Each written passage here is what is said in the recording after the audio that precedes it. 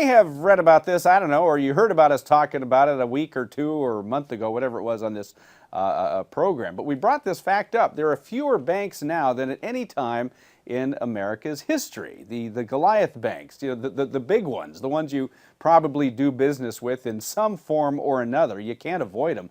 They're devouring everything in their path, and we're seeing all kinds of these mergers, these buyouts, and in the process, our financial system is really becoming consolidated and controlled by fewer and fewer financial institutions. Now, here's a quick stat.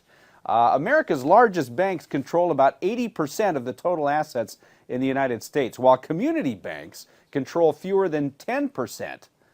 And you may have noticed this yourself. But what does this mean? Well, it can mean fewer resources for local nonprofits. It can weaken the connections to the communities that the banks have served for many, many years. And by the way, here's another stat. Nationwide, the number of banking institutions declined to 6,891 in the third quarter of 2013. That's according to the Wall Street Journal. Chris Markowski, now he's known as the watchdog of Wall Street. He talked about this kind of troubling trend a long time ago, and he wants the government to act and to break up these banking monopolies. We'll talk to him about that. Hey, Chris, welcome back to the program. Thanks for being on with us today.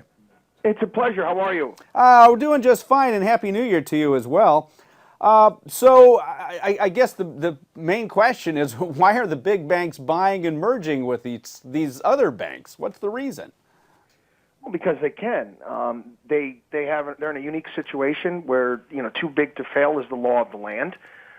Because they're too big to fail, it's automatically assumed that they can't go out of business, and that means they can borrow money at rates that other institutions cannot borrow money at, because, of course, there's basically no risk involved. The government's going to come running.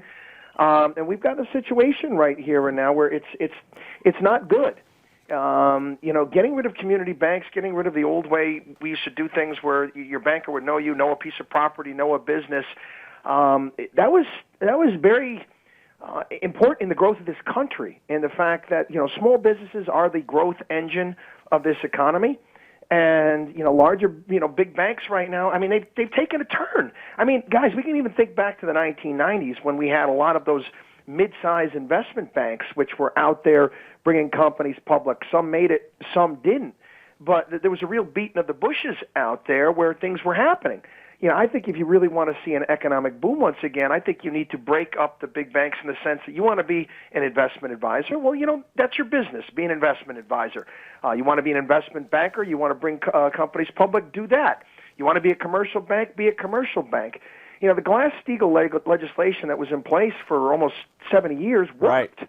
Worked pretty darn well, and we got away from it, and we've had one disaster after another. Well, and Chris, we're so used to seeing these bank mergers and these changes. I mean, they've really picked up a lot of steam over the last 25 to 30 years. I think a lot of people don't really think that too much about that.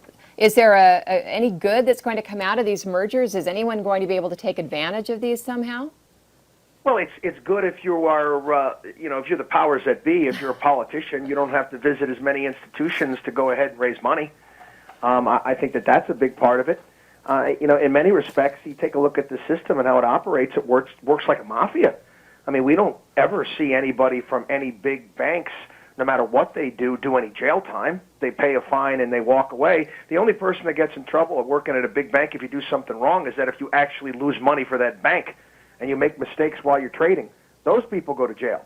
But, you know, if you put together all sorts of garbage investments that blow up and you make money when you make them and you make money after they blow up and you short them on the way down, that's no big deal. It's a problem. It really is. And again, you know, I don't want to sound like a conspiracy guy or anything like that, but, I mean, even Lenin talked about that. You know, Vladimir Lenin talked about the importance of having enormous big banks, financial institutions, in order for his system to work. And that's what we have now. And there was a lawsuit that the Justice Department took on, I think it was in the 1940s, and they were saying that there was too few investment banks, too few banks out there, and there was 17 at the time that they were suing. What do we have now? 5? Wow. Chris Markowski is with us. He's a watchdog on Wall Street. So now, of course, we have new regulations that the banks have to follow. They've all got to follow these regulations, and it costs money to comply with all of them. How is it that a smaller bank can survive with these new regulations? Well, that's a great point that you bring up there, and that's one of the reasons why you're going to see more and more small banks go under. They can't. They can't. The economies of scale, it's impossible for them to do it. I mean, they can't hire diversity workers. They can't hire, all of these various different things that these big banks can afford to do. And then they're going to say, you know what, we've been legislated out of business. Now, Chris, and that's where we are at this point in time. They've been legislated out of business. They can't afford, so they just sell. so you're calling, Chris, for the breakup of these banks. So what would happen if these banks were forced to break up? I think it'd be great. I think you'd see a lot more. I think you would see so much activity being taken place. I think first and foremost, I think it would be a boon for a lot of these banking institutions in the sense that you would see, I think their value broken up would be greater than them all together, first and foremost. I think you'd see a renewed vigor in looking for small businesses, mid-sized businesses that were looking for funding, somebody out there looking to build a better mousetrap. And Absolutely. They'd have a greater access to capital. I think you'd see better performance for clients in regards to their finances. Maybe we can go towards a fiduciary standard. If you're going to manage somebody's money, you actually have to put their interests above your own. The only people that are registered investment advisors, which are away from the big banks. Stockbrokers do not have to put their clients' interests above their own. Well, I wonder, there's a lot of great things that could happen because of this. Now I've turned to credit unions for some of the local lending needs. Is this good news for credit unions, or does it even matter? Well, I think people, credit unions not open usually to everyone. A lot of people go ahead and they utilize them as best they can. I mean, let's be honest. I mean, a lot of the lending problems we've gotten and had today is the fact because we've got ultra low interest rates as well. That doesn't help matters much. I mean, the banks can just sit on the money that they're getting for free from the Fed and make a few percentage points, and to them it's just a risk-reward model. That's kind of screwed things up. Chris Markowski, the website watchdogonwallstreet.com. You got a newsletter too, I think. Do you not? Yes, you can sign up for it for free. I made the mistake 20-some-odd years ago of always saying it was going to be for free, and now my postage bill is through the roof. But I'm going to honor that promise. Watchdogonwallstreet.com. You can sign up for our newsletter right there. Thank Chris Markowski. I appreciate you being with us. We'll have you on again. Fantastic stuff. And I remember there's a local bank here that I did business for many years, and they were always willing. There's always somebody to talk to with regard to lending. And now it feels like I got to go through some chain of command somewhere in the Bahamas. I have no idea.